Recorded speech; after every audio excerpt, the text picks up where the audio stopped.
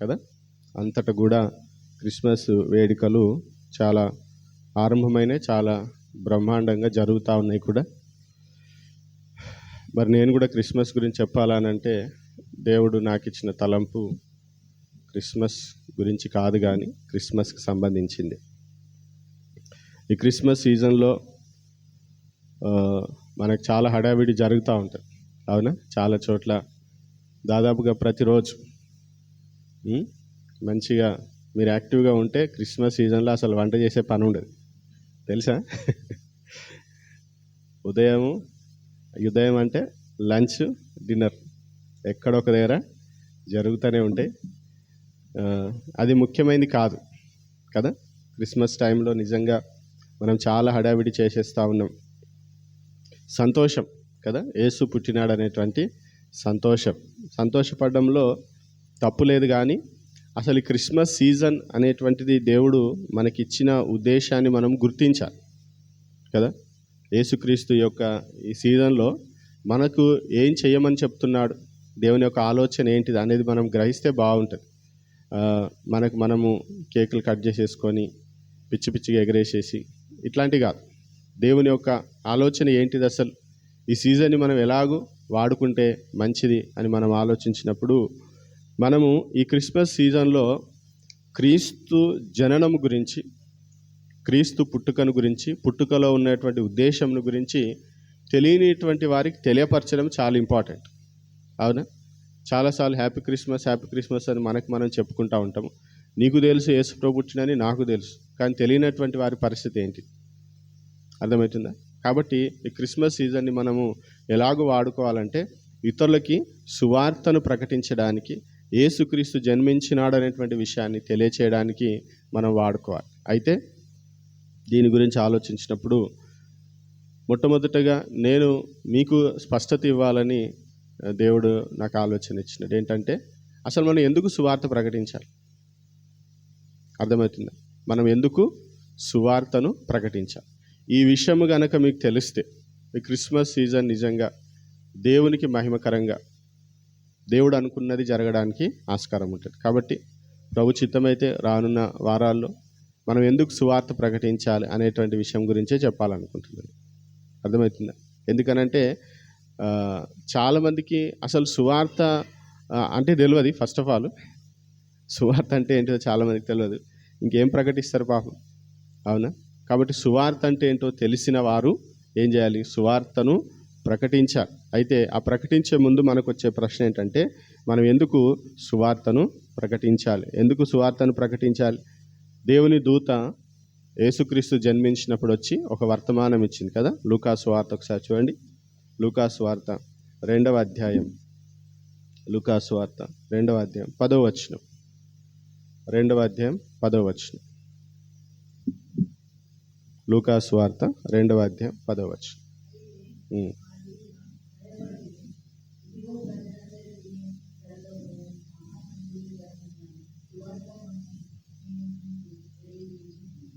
చూడండి, అక్కడ దేవుని దూత చెప్తున్నటువంటి మాట ఏంటి,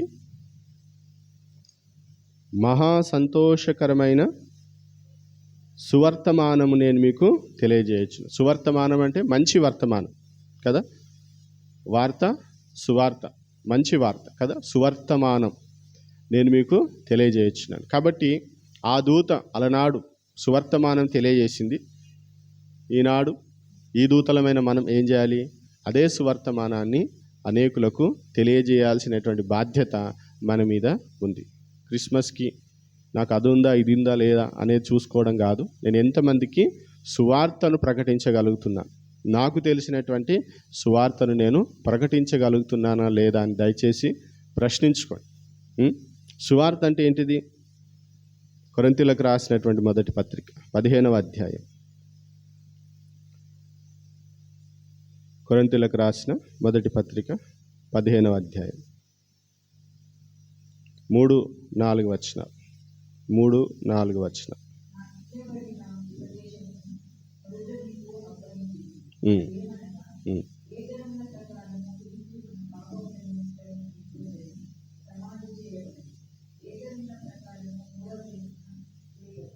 ఇది సువార్త, అర్థమవుతుందా? యేసుక్రీస్తు ఈ లోకానికి ఎందుకు వచ్చినాడు? పాపముల నిమిత్తం. మీకు లాస్ట్ ఇయర్ క్రిస్మస్ సీజన్ గుర్తుంటే యేసుక్రీస్తు ఎందుకు ఈ లోకానికి వచ్చిన అనేటువంటి నేను చెప్పిన, బహుశా నెల రోజులు చెప్పిన కావచ్చు. గుర్తుందా? ఏమో గుర్తుందా? Very good. సరే, సువార్త అంటే ఏంటి? లేఖనముల ప్రకారం క్రీస్తు మన పాపముల నిమిత్తము మృతి పొందెను, సమాధి చేయబడెను, లేఖనముల ప్రకారము 3వ దినమున లేపబడెను. ఇది సువార్త. మీరు సువార్త ప్రకటిస్తున్నప్పుడు ఈ అంశాలన్నీ కూడా ఉండాలి. మన పాపముల కొరకు యేసుక్రీస్తు మరణించాడు, సమాధి చేయబడ్డాడు, తిరిగి పునరుత్థానుడు అయినాడు. ఇది సువార్త. మీరు ఆయన యందు విశ్వాసం ఉంచినట్లయితే మీకు రక్షణ అనేటువంటిది మీరు చెప్పాలి. సరేనా? చెప్తారా?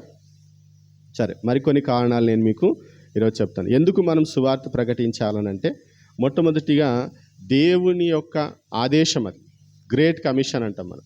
అర్థమవుతుందా? దేవుడు మనకిచ్చినటువంటి ఆజ్ఞ లేదా ఆదేశం ఎక్కడుంది? మత్తయి సువార్త 28వ అధ్యాయము 18 నుండి 20వ వచనం వరకు మనం చూద్దాం. మత్తయి సువార్త 28వ అధ్యాయం 18 నుండి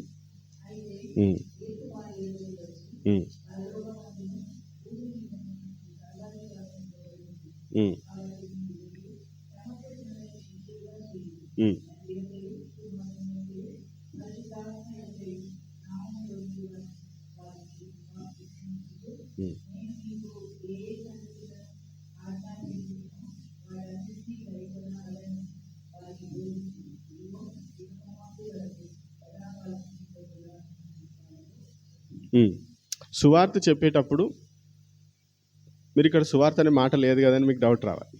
అవునా? సువార్త చెప్పమని ఉంది. ఇక్కడ ఏమనుంది? గ్రేట్ కమిషన్ అంటాం మనం కదా. మీరు ఏం చేయాలట? శిష్యులుగా చేయండి. అర్థమవుతుందా? గ్రేట్ కమిషన్ ఏంటిది? దేవుడు మనకి ఇచ్చినటువంటిది. అందరిని మనం ఏం చేయాలట? సమస్త జనులను శిష్యులుగా చేయండి. శిష్యులుగా చేయడం అనేటువంటి ప్రక్రియ ఎక్కడ స్టార్ట్ అవుతుంది అంటే రక్షణ ద్వారా స్టార్ట్ అవుతుంది. ఈ రక్షణ మనిషికి ఎప్పుడు వస్తుంది? సువార్త ప్రకటించబడినప్పుడు వస్తుంది. అర్థమవుతుందా? మార్కు సువార్త 16వ అధ్యాయం 15వ వచనం. మార్కు సువార్త 16వ అధ్యాయం 15వ వచనం.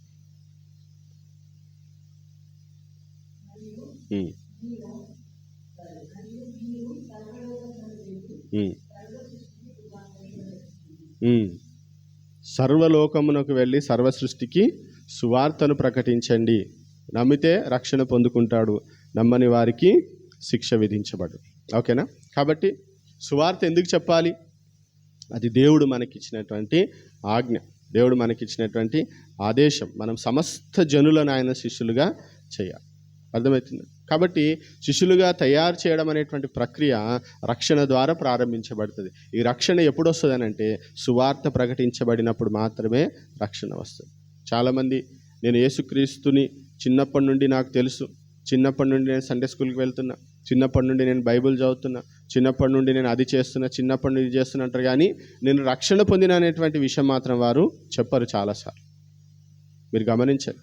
మీరు రక్షణ పొందినారా అని అంటే అదేంటిది అనుకునేవారు కూడా చాలామంది ఉంటారు. మీరు రక్షణ పొందినరా అని అడిగితే వారు బాప్తిజం గురించి చెప్తారు. చిన్నగా ఉన్నప్పుడే తీసుకున్నా అంటారు. బాప్తిస్మానికి రక్షణకు సంబంధము లేదు. అర్థమవుతుందా? నువ్వు క్రైస్తవ కుటుంబంలో పుట్టినంత మాత్రాన నీకు రక్షణ రాదు, అది కుదరదు. అర్థమవుతుందా? యేసుక్రీస్తుని మనము రక్షకునిగా స్వీకరించడం అనేటువంటిది నీకు నీ దేవునికి మధ్య ఉన్నటువంటి ఒక సంబంధం. అది మానవునికి దేవునికి మధ్య ఉన్నటువంటి సంబంధం ఏమైపోయింది? తెగిపోయింది పాపం వల్ల. అయితే ఆ సంబంధం మరలా పునర్నిర్మాణం జరగాలి అని అంటే ఏం చేయాలి? నువ్వు పాపివని ఫస్ట్ గ్రహించాలి. అర్థమవుతుందా? నేను పాపిని అని నువ్వు గ్రహించాలి. నా వలన పాపములు జరిగినాయి నువ్వు ఒప్పుకొని, ఆ పాపములన్నిటి ప్రభు ఎదుట ఒప్పుకొని దేవునికి నువ్వేం చేయాలి? నీ జీవితాన్ని అప్పగించి ఆయనను ప్రభువుగా రక్షకునిగా నీవు స్వీకరించాలి. ఇక నుండి ప్రభువా నీవే నా జీవితాన్ని నడిపించు అని ఎప్పుడైతే మనల్ని మనం దేవునికి అప్పగించుకుంటామో అప్పుడు మీకు రక్షణ వచ్చింది. ఈ రక్షణ జీవితంలో ఒకటేసారి జరుగుతుంది. ఎన్నిసార్లు? ఎంతమంది ప్రభువుని అంగీకరిస్తున్నారని ప్రతిసారి చేతుతా ఉంటారు కొంతమంది. ఎన్నిసార్లు రక్షణ పొందుతారు? ఒకటేసారి. అర్థమవుతుందా? విచిత్రం ఏంటంటే, మేము బైబిల్ కాలేజీలో ఉన్నప్పుడు, మేము వాలంటీర్స్గా ఉన్నప్పుడు కొంతమంది పాస్టర్లు కూడా చేయెత్తి ముందుకు వచ్చేవారు.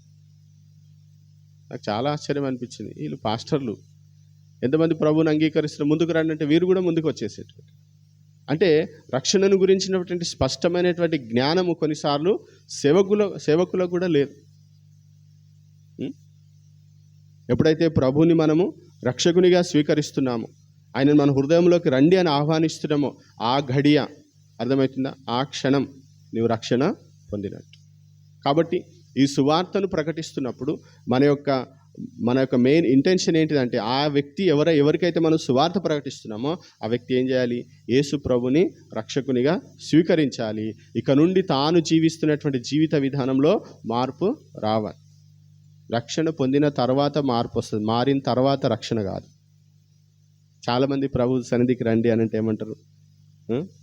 మారినాక వస్తాడు. మారినాక మీకు మీరు మారితే దేవుడు ఎందుకు? అవునా? తెలుగులో ఒక మంచి పాట ఉంటుంది, ఉన్న పాటున వచ్చుచున్నా కదా. మనం ఎలా రావాలట? ఉన్న పాటున రావాలి. అర్థమవుతుందా? తప్పైన కుమారుడు ఎలా వచ్చినాడు? ఆ థాట్ వచ్చింది కదా, మనసులో బాధ కలిగింది, మారు మనసు పొందిండు, ఉన్న పాటున వచ్చేసిన. కాబట్టి మనం సువార్తను ఎందుకు ప్రకటించాలంటే అది దేవుడు మనకిచ్చినటువంటి ఆజ్ఞ. నువ్వు దేవుణ్ణి ప్రేమిస్తే ఏం చేస్తావు? ఆయన ఆజ్ఞల్ని గైకొంటావు. అర్థమవుతుంది? గైకొంటున్నారా? ఎంతమందికి సువార్త ప్రకటిస్తున్నాం? మనం సువార్త ప్రకటించడం మనం చాలా భయపడతాం. అందుకనే యేసుప్రభు ఇక్కడ ఏం చెప్తున్నాడు? ఇదిగో నేను యుగ సమాప్తి వరకు సదాకాలం మీతో కూడా ఉన్నాను. నేనున్నాను, మీరు వెళ్ళి ప్రకటించండి. సువార్త చెప్పేటప్పుడు వారి స్థితిగతులన్నింటినీ చూసి మనం చాలాసార్లు ఆందోళన చెందు, మీరు అంగీకరిస్తారో లేదో, మీరు స్వీకరిస్తారో లేదో. అవునా? యేసుప్రభు సువార్త ప్రకటించమన్నాడు. రక్షణ పొందడం పొందకపోవడం అనేటువంటిది అది దేవునికి సంబంధించింది, ఆ మనిషికి సంబంధించింది, మనకు సంబంధించింది కాదు. అవునా? మీరు ఎంతమందికి సువార్త ప్రకటించారు అనేదే ఇంపార్టెంట్. రక్షణ పొందినరా లేదా అనేది దేవుడు చూసుకుంటాడు. అది ఎవరు చేస్తారు? పరిశుద్ధాత్మ దేవుడు కార్యం చేస్తారు. అర్థమవుతుంది? మనం ఎవరిని రక్షించలేం, మనం సువార్త ప్రకటించగలం. అర్థమవుతుంది? మనం ఏం చేయగలము? సువార్తని ప్రకటించడం మన బాధ్యత. ఆత్మలో కార్యం జరిగించేది పరిశుద్ధాత్మ దేవుని యొక్క కార్యం. కాబట్టి మనం కొన్నిసార్లు సువార్త ప్రకటిస్తున్నప్పుడు వీళ్ళు నమ్మరని ఎవరిని అనుకొని మనం అయినా కానీ నా బాధ్యత కదని చెప్తామో, వారు కొన్నిసార్లు అంగీకరిస్తారు. వీరు బాగా నమ్ముతారు అనుకున్న వారు అసలే అంగీకరించారు.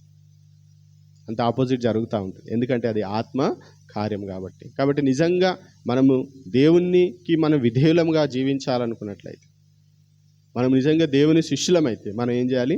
సువార్తను ప్రకటించాలి. వారిని ఏం చేయాలి? శిష్యులుగా చేయాలి. ఇది దేవుని యొక్క ఆజ్ఞ కాబట్టి. అర్థమవుతుంది? కాబట్టి ఎవరు సువార్త ప్రకటించాలి అని అంటే మరలా సేవకులో లేకపోతే బైబిల్ కాలేజ్ చేసినటువంటి వారు కాదు. రక్షణ పొందిన ప్రతి వ్యక్తి ఏం చేయాలి? సువార్తను ప్రకటించాలి. నీకు రక్షణ అనుభవం ఉంది అని అంటే నువ్వు ఏం చేయాలి? సువార్త ప్రకటి. రక్షణ అనుభవం ఉందంటే నీ అనుభవమే ఒక సువార్త. అర్థమవుతుందా? నీ అనుభవమే ఒక సువార్త. ఆ వ్యక్తిలో నీ జీవితంలో ఏం జరిగిందో చెప్పు. నీ జీవితంలో యేసు వచ్చిన తర్వాత నీ జీవితం ఎలాంటి మార్పులు జరిగినా అది చెప్పు చాలు. ఆత్మదేవుడు తన కార్యాన్ని జరిగిస్తాడు. అర్థమవుతుందా? దాని కొరకు బాగా తల పగలగొట్టుకోవాల్సిన అవసరము లేదు. Simple gospel. అర్థమవుతుందా? ఈ సువార్త ఎవరైనా ప్రకటించవచ్చు. దీని కొరకు ఎలాంటి ట్రైనింగ్లు అవసరం లేదు. బేసిక్ కామన్ సెన్స్ కొంచెం ఉంటే చాలు. యేసుప్రభు అనుసరించిన పద్ధతి మనం అనుసరిస్తే చాలు. ఎవరి దగ్గరికైనా వెళ్ళండి. ఎవరు అంటరాని వారి దగ్గర కూడా యేసుప్రభు పోయినాడు కదా. కుష్ఠరోగి దగ్గరికి పోయినాడు, సమరయ స్త్రీ దగ్గర పోయినాడు, పాపాత్మురాలైనటువంటి స్త్రీల దగ్గర కూడా పోయినాడు. అందరికీ సువార్త కావాలి. ప్రతి ఆత్మ కూడా చాలా విలువైనటువంటి. కాబట్టి ఈ క్రిస్మస్ సీజన్లో దయచేసి మీరు దేవుని ప్రేమిస్తున్నట్లయితే దేవుని ఆజ్ఞకు విధేయత చూపండి. సువార్త ప్రకటించడానికి ప్రయాసపడండి. అది దేవుడు చాలా ఆనందిస్తాడు. క్రిస్మస్ సీజన్లో అలాగ చేస్తే దేవునికి చాలా సంతోషం. రెండోది, ఎందుకు మనం సువార్త ప్రకటించాలంటే నరకం అనేది ఉంది. హెల్ ఈజ్ రియల్. నరకం అనేది వాస్తవం. తెలుసా? మనిషి యొక్క జీవితంలో మరణం ఖచ్చితంగా వస్తుంది. మరణించిన తర్వాత మనిషి అయితే ఎక్కడ ఉండాలి? పరలోకంలోనైనా ఉండాలి, నరకంలో. ఈ రెండే ప్లేసెస్, ఇంకా వేరేది లేదు, మధ్యస్థం లేదు. అర్థమవుతుందా? ఆత్మ మధ్యలోనే ఉంది. కొద్దిసేపు అయినాక పైకి పోతే అట్లేముండదు. మనం ఒకసారి చనిపోయినామా అంతే, మనం అటైనా పోతాం, ఇటైనా పోతాం. కాబట్టి ఈ రోజుల్లో చాలామందికి ఈ నరకము గురించినటువంటి అవగాహన లేదు. కాబట్టి నరకానికి వెళ్ళిపోతారు మీరు సువార్త ప్రకటించకపోతే. ఈ నరకం అనేటువంటిది ఎట్లుంటుంది అనేది యేసు ప్రభు చెప్పినంతగా బైబిల్లో ఎవ్వరూ నరకం గురించి ఎక్కువ మాట్లాడింది ఎవరు అని అంటే యేసు ప్రభువే. అర్థమవుతుంది? నరకం గురించి ఎవరు ఎక్కువ మాట్లాడినట్టు బైబిల్లో? యేసు ప్రభు. దాదాపుగా 70 సార్ల కంటే ఎక్కువ సార్లు ఈ ప్రస్తావన యేసు ప్రభు తీసుకొచ్చినట్టుగా మనం గమనిస్తాం. మీరు చూడండి, నరకం గురించి ఎక్కడ ఉంటుంది? సువార్తల్లోనే ఉంటుంది. అర్థమవుతా? మత్తయి, మార్కు, లూకా, యోహానులో ఎక్కువ కనబడ్డది. కానీ ఈ 3 సువార్తలు ఎక్కువ దేవుడు ఉపమానాలు చెప్తున్నప్పుడు పదే పదే వాటి గురించి చెప్తూ ఉంటాడు. కాబట్టి నరకం చాలా భయంకరం. ఈరోజు కూర్చున్న మీలో మీరందరూ పరలోకంలో ఉండాలని ఆశ, కానీ నరకానికి వెళ్ళొద్దు. అర్థమవుతుంది? అది నిత్యత్వం. చూడండి, కొన్ని మాటలు దేవుని వాక్యంలో నరకం గురించి ఏం చెప్పబడుతుంది అనేది మనం చూద్దాం. ఎందుకు ఈ మాటలు చెప్తున్నా అంటే, నరకం ఎట్లుంటుందో మనకు తెలిస్తే మనం సువార్త చెప్పాలనేటువంటి ఆతురత మనకి కలుగుతుంది. మత్తయి సువార్త 10వ అధ్యాయం, మత్తయి సువార్త 10వ అధ్యాయం 28వ వచనం. మత్తయి సువార్త 10:28.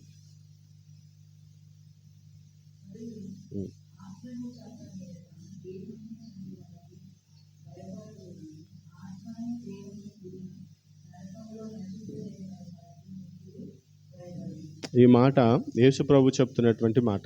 ఈ వచనం ద్వారా మనకి ఏం తెలుస్తుందంటే, నరకం అనేది ఉంది. నరకం అనేది హెల్ ఈజ్ రియల్ ప్లేస్. అదొక ప్లేస్, అది ఉంది. అర్థమవుతుందా? కాబట్టి యేసు ప్రభు ఏం చెప్తా ఉన్నాడు? ఆత్మను చంపనేరక దేహమునే చంపువారికి భయపడకుడి, కానీ ఆత్మను దేహమును కూడా నరకములో నశింపజేయగలవానికి మిక్కిలి భయపడుడి. అంటే నరకం అనేది ఉందా లేదా? ఉంది. అర్థమవుతుందా? నరకం అనేది ఉంది. లూకా సువార్త 10వ అధ్యాయం.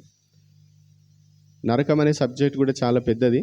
ఎప్పుడైనా దేవుడు నడిపింపిస్తే మనం దాని గురించి స్టడీ చేద్దాం. కానీ ప్రస్తుతానికైతే నరకం గురించి కొన్ని మాటలు మనం చూద్దాం. 10వ అధ్యాయం, లూకా సువార్త 10వ అధ్యాయం 15వ వచనం చూడండి.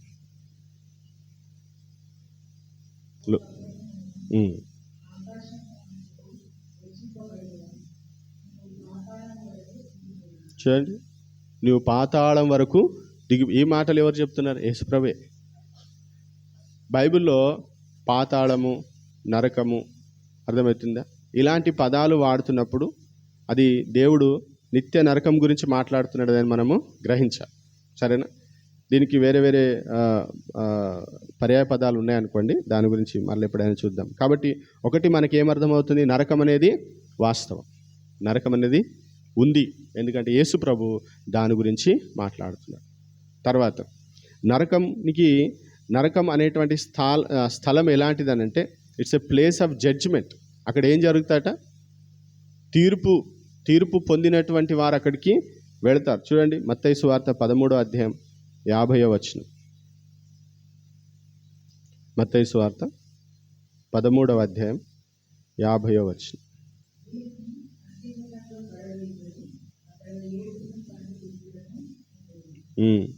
ఏం చేస్తారట?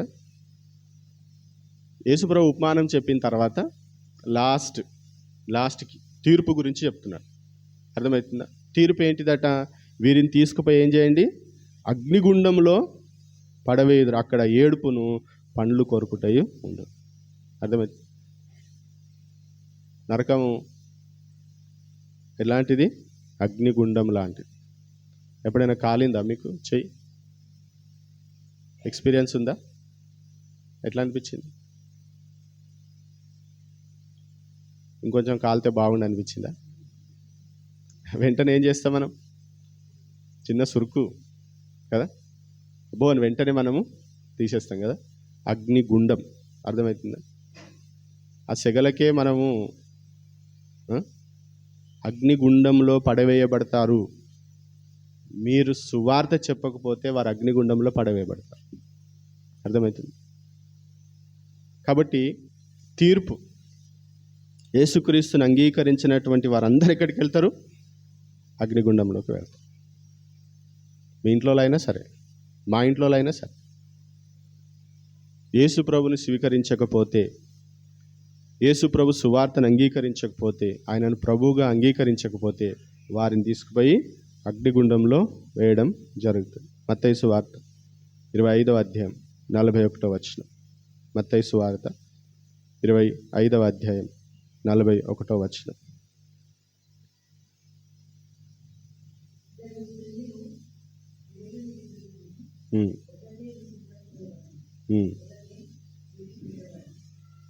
ఓకే.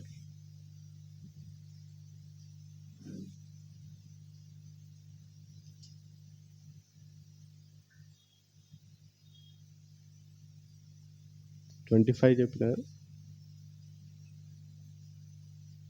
25:41.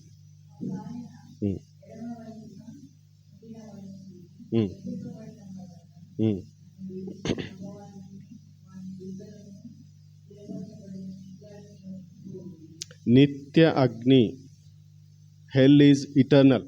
అర్థమవుతుందా? ఈ అగ్ని కొంచెంసేపు ఆరిన తర్వాత ఐసు పెడతారనేది ఉండదు. అర్థమవుతుందా? కాలిపోవడేగా. ఎప్పుడు? నిత్యం. మీరు అనుకోవచ్చు అలవాటు అయితే, అలవాటు కాదు, ఫ్రెష్గానే ఉంటుంది. కొన్నిసార్లు మనం ఏమనుకుంటాం, మొద్దుబారిపోయింది అనుకుంటా కదా, అట్లా మొద్దుబారుడు ఏముండదు, ఫ్రెష్గానే ఉంటుంది. నిత్యము వారు ఏం చేస్తారట? నిత్యాగ్నిలో వారు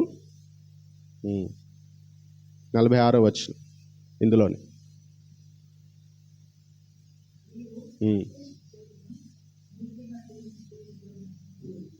అది నిత్య శిక్ష. అర్థమైంది? ఆ ప్లేస్ ఏంటిది? శిక్ష. నరకం అనేది ఒక శిక్ష. అవునా? కొన్నిసార్లు ఆవేశం, కోపం వచ్చినప్పుడు మనం అంటాం కదా, నరకం చూపిస్తున్నామని. వాళ్ళుగా నరకం చూపించేది మన ఇంట్లో వాళ్ళుగా నరకం చూపించేది దేవుడు చూపిస్తాడు. అది చాలా భయంకరం కదా. దీనికే మనం నరకం అనే పదాన్ని వాడుతున్నాం, కానీ అది నరకం అనే పదం కరెక్ట్ కాదు అసలు. అది ఎలాంటిదట? నిత్య శిక్ష. అది నిత్యము ఎప్పుడు ఉండేటువంటిది. కాబట్టి దయచేసి ఒకవేళ సువార్త ప్రకటించకపోతే వారు అగ్నిగుండానికి వెళ్తారు. నిత్య శిక్ష. It's a place of torment అంటారు. లూకాసు వార్త 16వ అధ్యాయం. లూకాసు వార్త 16వ అధ్యాయం 23వ వచనం. 16:23.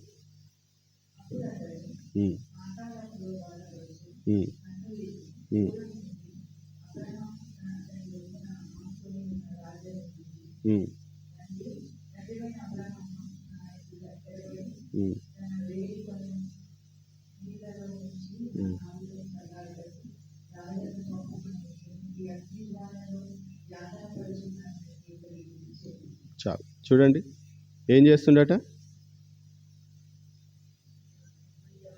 In Hades he lifted up his eyes being in torment అనే వర్డ్ యూస్ చేసి, బీయింగ్ ఇన్ టార్మెంట్.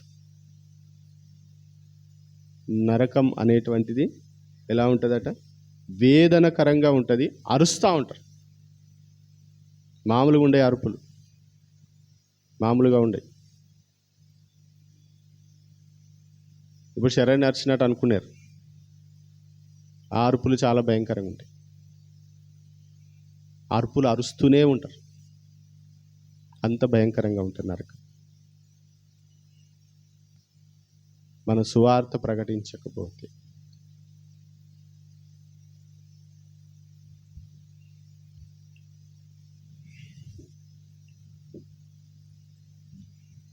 అది సంగతి. మార్కు సువార్త 9వ అధ్యాయం 43వ వచనం. 43.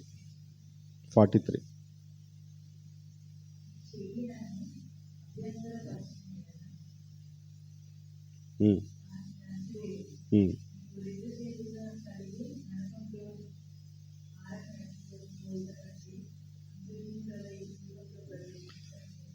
చూడండి, ఇవి కూడా యేసుప్రభు చెప్తున్న మాటలే.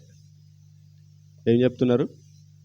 ఒకవేళ నీ చెయ్యి నేను అభ్యంతరపరిచిన ఎడల నువ్వేం చేయాలంటే దాన్ని నరికేసి. చెయ్యి నరుకుంటామా? ఎవరైనా నరుకుంటారా? దేవుడు అంటుండు, ఒకవేళ దేవుని రాజ్యంలోకి రావడానికి, యేసుక్రీస్తుని రక్షకునిగా స్వీకరించడానికి నీ చెయ్యి నీకు అడ్డైతే చెయ్యిని నరికి తీసేసే అంటున్నాడు. మన అవయవంలో నుండి ఒకటి తీసేసినా పర్వాలేదు, కానీ అది అది ఎట్లా ఉంటుందట? నరకములోని ఆరని అగ్నిలోనికి పోవుట కంటే అంగహీనుడవై జీవంలో ప్రవేశించటం. హల్లెలూయా. అంగహీనుడవై అంటే అంగహీనులు పరలోకంలో ఉంటారనేది కాదు. అక్కడ యేసుప్రభు చెప్తున్న మాట ఏంటంటే, నరకము ఎంత భయంకరమైందో, అది ఆరని అగ్ని. మీరు అగ్ని పెడితే ఎంతోసేపు కొంతసేపు మండి తర్వాత అది చల్లబడుతుంది, కానీ ఇది ఆరని అగ్ని. అగ్నిలో నిత్యము కాలడం కంటే ఒక అవయవం లేకుండా అవిటివాడిగా నువ్వు పరలోక రాజ్యంలో చేరడము మంచిది అని దేవుడు చెప్తున్నాడు. అవయవం గురించి దేవుడు చెప్తున్నప్పుడు మనకున్న అలవాట్ల గురించి మీరు ఒకసారి ఆలోచన చేయండి. మీ అలవాటు ఏదైనా సరే, అర్థమవుతుంది? దేవుని సన్నిధికి, దేవుని రాజ్యంలోనికి వెళ్ళడానికి ఒకవేళ అడ్డుగా ఉంటే మనం ఏం చేయాలి? వాటిని తీసి పడేసి. మనుషులు ఎవరైనా అడ్డుగా ఉంటే తీసి అంతే. ఎందుకు? అది ఆరని అగ్నిలో వెళ్ళడానికి దారి కావచ్చు. ఒకవేళ నేను మంచిగా ఉండాలి, నాకు అన్ని అవయవాలు ఉండాలి, అవయవాలు ఉంటాయి కానీ నువ్వు ఉండవు పరలోకంలో. అది ఎంత బాధాకరం ఒకసారి ఆలోచన చేయండి. 48వ వచనం చూడండి. ఇక్కడ కింద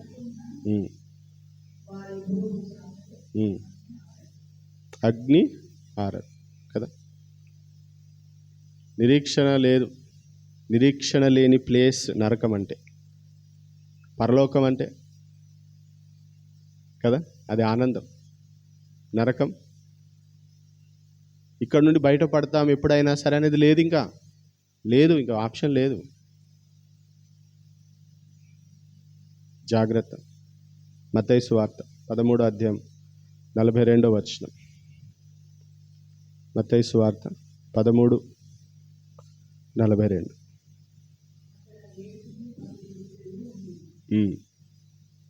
ఏముంటుందట అక్కడ?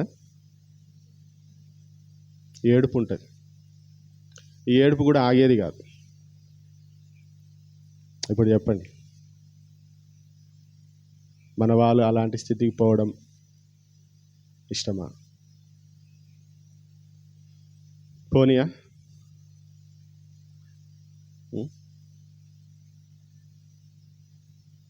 ఎవరు చెప్పాలి? ఎవరు చెప్పాలి ఇలాంటి వారికి సువార్త? కాబట్టి దేవుని బిడ్డలారా, నరకం అనేది ఉంది, అది చాలా భయంకరమైనది. అందులో నుండి తప్పించబడాలి అని అంటే మనం సువార్త ప్రకటించాలి. మూడోది ఒకటి చిన్న విషయం చెప్పి నేను ముగించేస్తాను. అయితే దానికంటే ముందు ఒక చిన్న ఎగ్జాంపుల్. చాలామంది అనుకుంటారు అన్నమాట పరలోకం లేదు, నరకం లేదని. ఒక సంఘటన. ఒక విశ్వాసి ప్రయాణం చేస్తూ ఉంది ఫ్లైట్లో. ప్రయాణం చేస్తున్నప్పుడు ఆమె బైబిల్ చదువుతా ఉంది. ఏం చదువుతుంది? బైబిల్ చదువుతా ఉంది. ఆ పక్కనే ఒక ఇంటలెక్చువల్ ఎడ్యుకేటెడ్ పర్సన్ ఒక ఆయన కూర్చొని ఉన్నాడు, బాగా చదువుకున్న వ్యక్తి. ఆయన అడిగిండు, నువ్వు నమ్ముతున్నావా ఈ బైబిల్ని అన్నాడు అనమాట. అంటే ఆమె ఎస్ అన్నది. నమ్ముతున్నా కాబట్టి చదువుతుంది కదా. నమ్ముతున్నాను. అందులో యోనా కథ ఉంది కదా, యోనా తిమింగలం కథ ఉంది కదా, చేప కథ. దాన్ని కూడా నమ్ముతున్నా అంటే బైబిల్లోనే అన్నీ నమ్ముతున్నా అంటాడు. అది ఎట్లా జరిగి ఉంటుంది అని అంటాడు.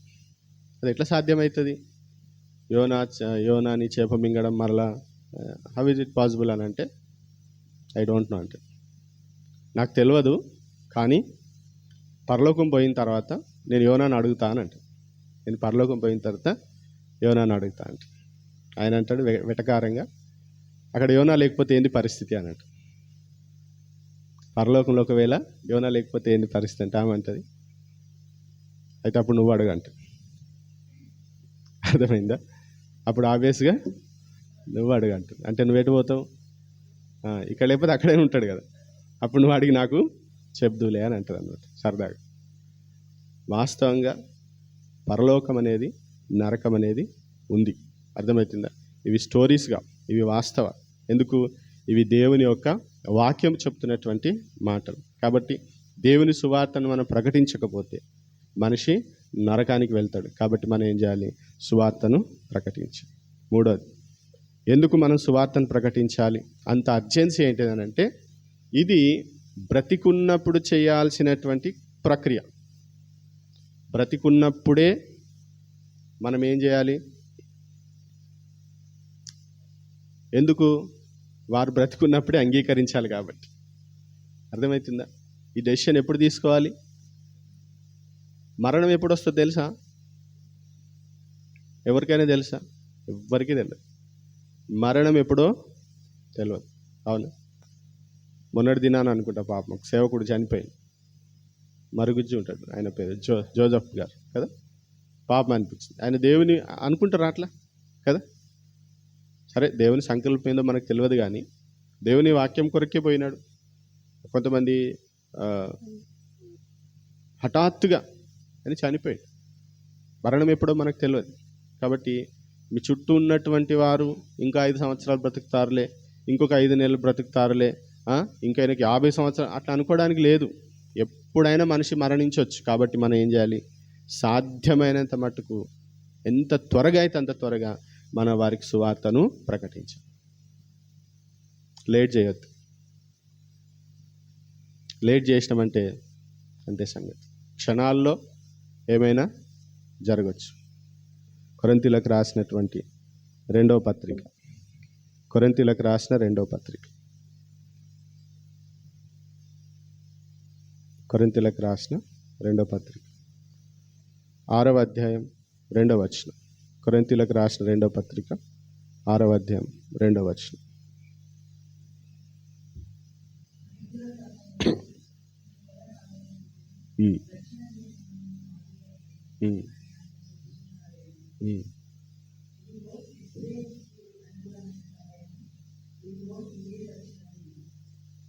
ఎప్పుడిది? ఇప్పుడే మిక్కిలి అనుకూలమైన సమయము, ఇదిగో ఇదే రక్షణ దినం. కాబట్టి ఎవ్రీడే, ప్రతిరోజు రక్షణ దినమే, ప్రతిరోజు అనుకూలమైన సమయమే. నేను ప్రాపర్ టైం కొరకు ఎదురు చూస్తున్నా, అకేషన్ కొరకు ఎదురు చూస్తున్నా, చూస్తూనే ఉంటావు, వాళ్ళు పోతూనే ఉంటారు. అర్థమవుతుంది? ఎక్కడికి? అర్థమవుతుంది. ఒక్క నిమిషంలో ఎన్నో ఆత్మలు నరకానికి వెళ్ళిపోతున్నాయి. మనం అకేషన్ కొరకు వెయిట్ చేస్తున్నాం. ఎట్లా? మరణం ఎప్పుడో తెలియదు. కాబట్టి మనం సువార్తను ప్రకటించాలి. ఈ సీజన్ అయినా సరే మనము వాడుకోవాలి. ఎందుకంటే రోమాపత్రిక 10వ అధ్యాయం 9వ వచనంలో ఒక మాట ఉంటుంది చూడండి. రోమాపత్రిక 10వ అధ్యాయం 9వ వచనం. ఈ వచనం మీకు నోటికి రావాలి. 10వ అధ్యాయం 9-10 వచనం.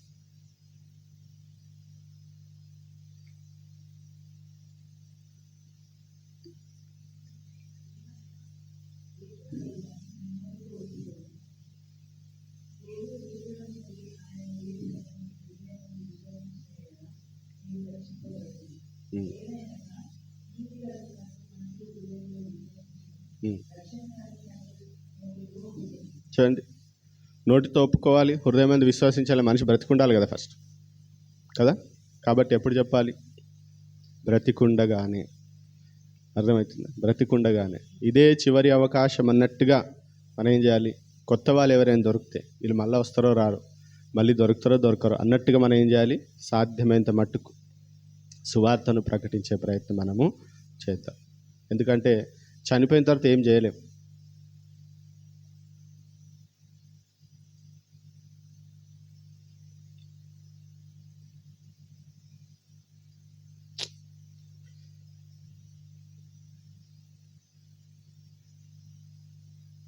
లూకా సువార్త 16వ అధ్యాయం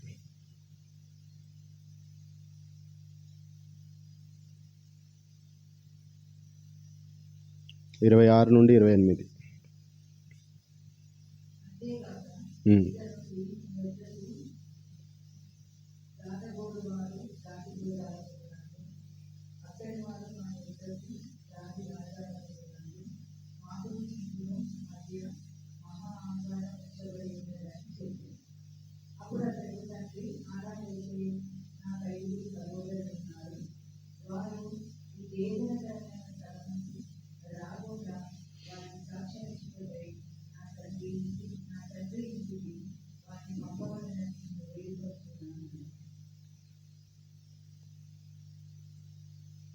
చాలు. ఈయన నరకానికి పోయిండు ధనవంతుడు. అక్కడ పడుతున్న బాధ వేదన చూసి రిక్వెస్ట్ చేస్తున్నాడు, ఏంటిది, నాకు ఇంకా 5 సహోదరులు ఉన్నారు, వాళ్ళు ఇక్కడికి రావద్దు.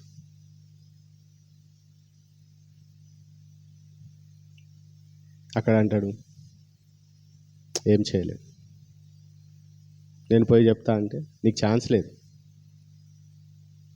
ఈ టార్చర్ ఎట్లుంటుందో నేను వెళ్ళి చెప్తా, ఛాన్స్ లేదు. అక్కడ అవకాశం ఉంది, మోషే ప్రవక్తలు ఉన్నారు, అంటే దేవుని వాక్యం ఉంది, దేవుని వాక్యం చెప్పేవారు ఉన్నారు. వారు చెప్పి విని తెలుసుకుంటే వారు పరలోకానికి వెళతారు. లేకపోతే చనిపోయిన తర్వాత మనం ఎంత గింజుకున్నా నో యూస్. ఒకసారి ఆలోచన చేయండి. మన ప్రియులే, మన కుటుంబంలోని కొంతమంది నరకంలో ఆరని అగ్నిలో వారు కాలుతూ ఉంటే మనకి ఎంత బాధ, ఎంత వేదన ఉంటుంది. కాబట్టి దయచేసి మరణం ఎప్పుడో తెలియదు కాబట్టి మనం ఏం చేయాలి, సువార్తను ప్రకటించండి. సువార్తను ప్రకటించండి. మనం సేఫ్ సైడ్లో ఉన్నాం, మనం సేఫ్ జోన్లో ఉన్నాం, మనం రక్షణ పొందుకున్నాం, మనం సంతోషపెడితే సరిపోదు. వారి బాధ్యత కూడా మనదే. అర్థమవుతుందా? వాళ్ళ గురించి కూడా మనమే కన్నీరు కార్చాలి, మనమే వారి కొరకు ప్రాధేయపడాలి దేవుని సన్నిధిలో. ఇంకా చాలా అంటే ఆ బాధ తట్టుకోలేక అక్కడ కూడా వారి సోదరుల పట్ల ప్రేమ ఉంది, కానీ ఏం చేయలేని పరిస్థితి. వారు చనిపోయినా ఏం చేయలేం, మనం చనిపోయినా కూడా ఏం చేయలేం. చనిపోయిన తర్వాత అక్కడ మా అమ్మ ప్రార్థన చేసి మన అవి ఏమి ఉండవు, అవన్నీ బట్టి మాటలే, వాక్యాధారాలు ఏం లేవు. బ్రతికున్నప్పుడే మనం ఒక వ్యక్తికి రక్షణ అందజేయగలం. ఒక వ్యక్తిని రక్షించాలి అని అనుకుంటే అది బ్రతికున్నప్పుడు. మరణం ఎప్పుడో మనకి తెలియదు. కాబట్టి ప్రతిరోజుని కూడా విలువైందిగా ఎంచండి. దయచేసి సువార్తను ప్రకటించండి. కాబట్టి ఈ క్రిస్మస్ సీజన్లో నేను మిమ్మల్ని బ్రతిమలాడేది ఒకటే, ఈ సీజన్ని ఏమేమి చేద్దాం, ఏమేమి ఆర్భాటాలు చేద్దాం అనేది కొంచెం పక్కకు పెట్టేసేసి నెక్స్ట్ ఇయర్ చూస్తామో లేదా మనకేం తెలుసు కదా. కాబట్టి దేవుని ఆజ్ఞ కాబట్టి, దేవుణ్ణి మనం ప్రేమిస్తున్నాం కాబట్టి ఆజ్ఞకు విధేయత చూపిస్తాం. నరకం వాస్తవం, చాలామందికి తెలియదు, అట్లనే అంటారు జన్మలు అంటారు. అవేమి లేవు. మనిషి ఒకటేసారి పుడతాడు, ఒకటేసారి మరణిస్తాడు. ఆ తర్వాత తీర్పు ఉంటుంది. నరకము తీర్పు యొక్క ప్లేస్ అది. కాబట్టి దయచేసి నరకంలో పడివేయబడ్డం మీకు ఇష్టం లేదని అంటే మీరు సువార్తను ప్రకటించండి. మరణం ఎప్పుడో మనకు తెలియదు కాబట్టి మనం సువార్తను ప్రకటించాలి. అందరం కూడా తలలు వంచి ఒక నిమిషం ప్రభు సన్నిధిలో మనల్ని మనం సిద్ధపరచుకుందాం. దేవుని బిడ్డలారా, దేవుడు మనకు ఒక అవకాశం